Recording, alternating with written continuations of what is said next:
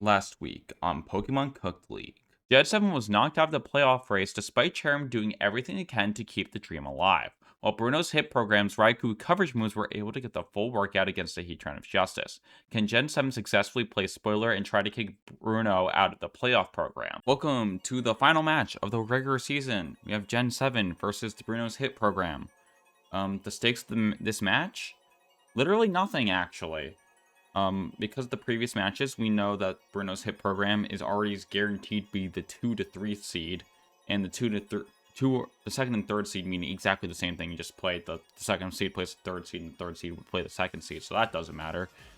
And for the Gen 7, they've been eliminated. But you know what?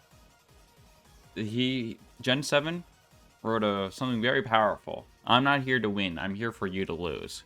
And I truly believe him in that statement. So let's look at these teams.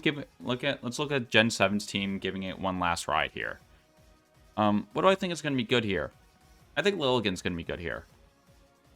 Whereas fighting does a lot of things for super effective. It's scary against the Iron Boulder, it's scary against the Persian, it's scary against the Suicune. And then if you have ice coverage, which Lilligant does definitely get, you also have a way to hit the Flygon here. And that's 4 Mons already. Definitely have to worry about the Ogremon Heart Flame, obviously. An Ogremon Heart Flame is probably going to be a pretty scary Mon for Gen 7 in general. You know, if the sun's up, giant Ivy Cudgels, even if they're resisted, are going to hurt really badly. These fire types, besides the Torkoal, are not physically bulky. And Ogremon Heart Flame, it already hits so hard, even without a 50% boost. So the sun can definitely backfire, and you can just get Ivy Cudgels to death here. And I suspect that we're going to see some...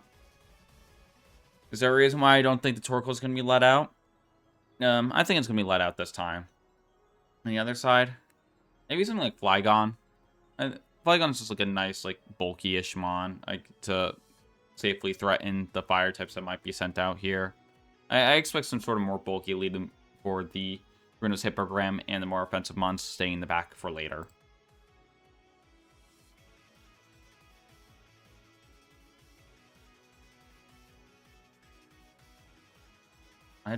This Alolan Persian name gives me like Hatsune Miku vibe, but if it was like spelled not even correctly and in the slightest here. But yeah, we see the Persian and the Flygon against the Torkoal and Lilligant. You gotta be careful with potential ice move against the Flygon here if you are Bruno's hit program. You also gotta be worried about the fighting type move, but Alolan Persian is so bulky in the physical side thanks to that fluffy ability that it probably takes it fairly comfortably anyways. And of course there's the all scary sleep powder here, but I don't think it's gonna be clicked here. And we see the Torkoal out here early. I don't know if it's going to get switched out or what the plan is. It's some sort of move that forces it to switch out, like a jetpack or like red card or something. But yeah, I imagine I wouldn't be surprised if it's one of those moves to safely pivot into another super offensive threat here. Yeah, but the Alolan Persian definitely has fake out pressure, something to worry about. But I don't know if you need to click fake out here. I mean, I guess I don't. You can like, I don't mind like Thunder Waving the Lilligant, for example. That doesn't seem too bad for me here, and like maybe protecting fire. It's just so rough because the ice coverage jump scare can just blow you up. Yep, and there it is.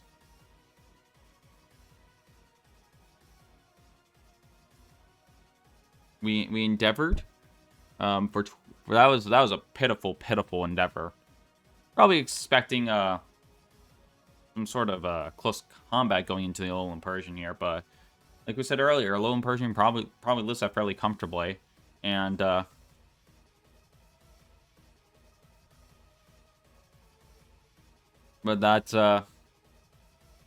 yeah, we see that's not what happened here. We see the Ice Spinner that just blows up the Flygon, and coverage moves are scary, and that's why I was so scared about this assuming low again.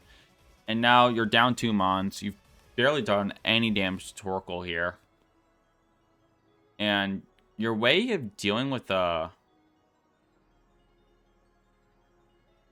do not dox our players' full names, Ryan. That would be, would not recommend that.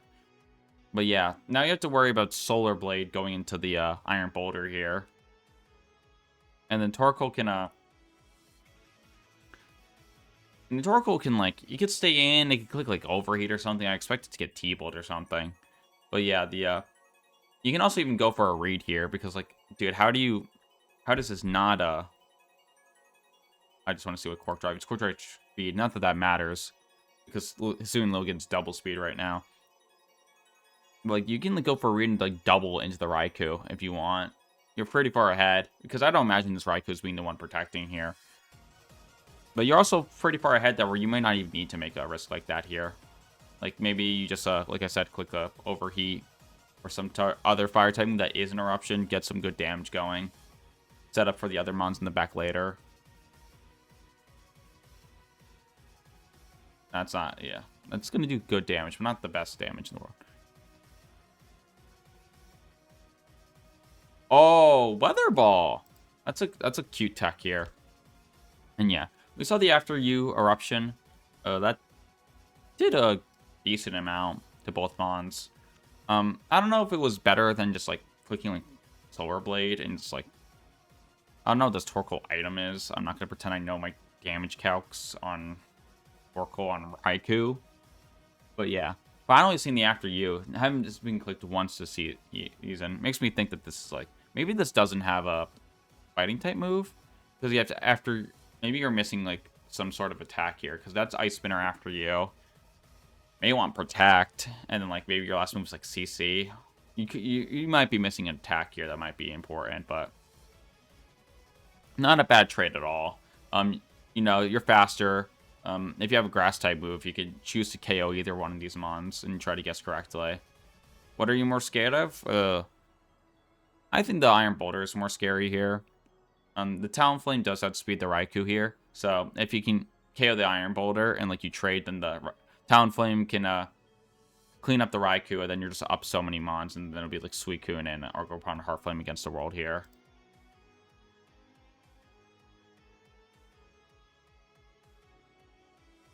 Okay, there's no way we're not missing we're missing some sort of attacks to threaten these mons. I have to imagine here if you're doing that. Yeah, like down goes to the Lilligant. And not getting KO here kind of stinks. And that's part of the reason why After You is more of a niche move and not like a staple on even teams like this. Because you're spending basically 2 moves to click 1 attack. But yeah, there down goes the Lilligant.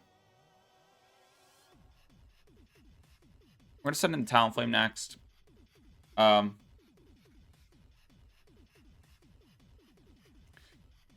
Again, the Talonflame is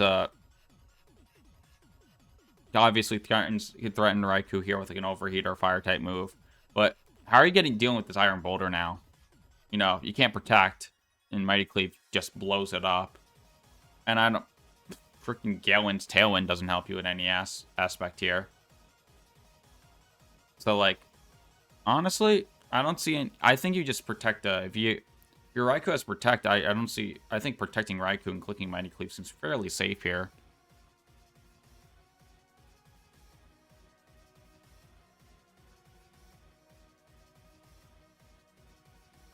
Yeah.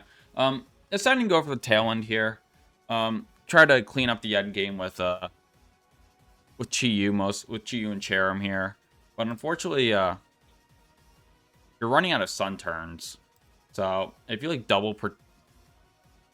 so you're gonna have only a certain amount of turns to win this game here. The Cherrim might have a Sunny Day. We've seen that several times before. And the Chi-Yu is very offensively threatening. Only thing that's like okay taking those attacks is the Suicune. So this is, you're definitely on some sort of timer here. And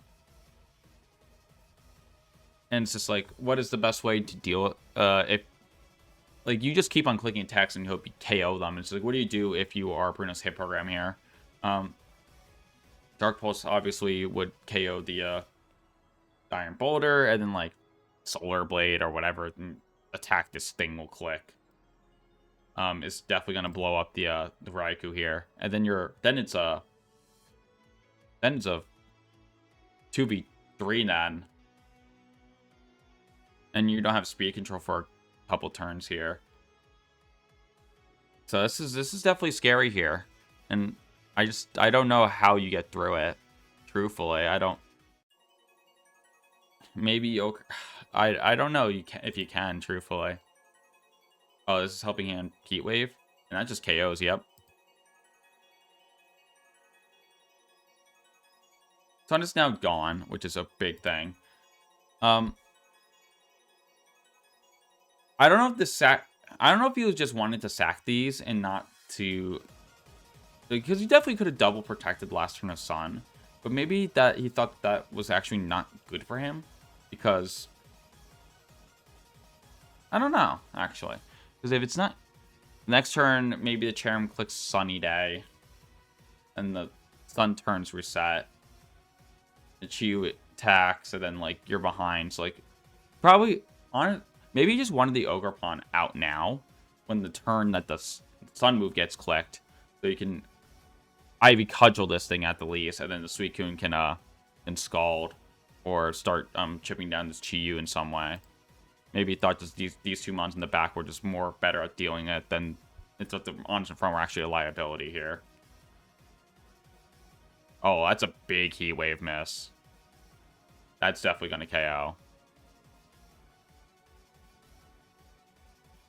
And we see that the even with Tailwind, this Cherrim does not outspeed Ogerpon Heartflame. And he wouldn't even take that much speed to outspeed Ogerpon Heartflame. Wait, would it take any? Like, this is min speed, 157. Like, is this purposely slower? It might be for, like, which one of these mons even get Trick Room? I don't know. Yeah. Here comes the Alolan Marowak. I mean, if this Ogerpon Heartflame has a freaking knockoff, that's gonna neuter the Marowak's damage output. But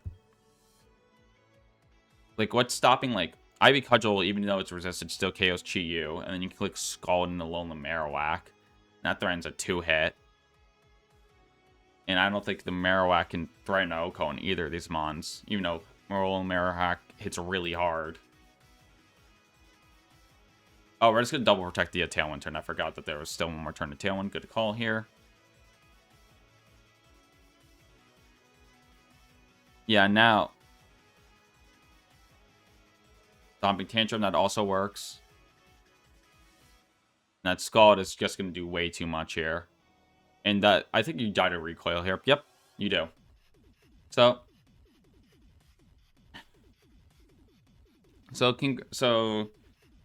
congrats to the Bruno's HIIT program, even though this game didn't matter much. They're reminiscing about other famous matches. Yes, the SmackDown classic. But yeah, even though this match didn't matter actually for seeding, was able to pull off the win, even after a horrendous start. So good for him. We'll be seeing him soon. He'll be going against the Sinisters, and I will be going against Woman. So be ready for that, because it's going to be go big or go home time soon. And I'll see you guys soon. Bye.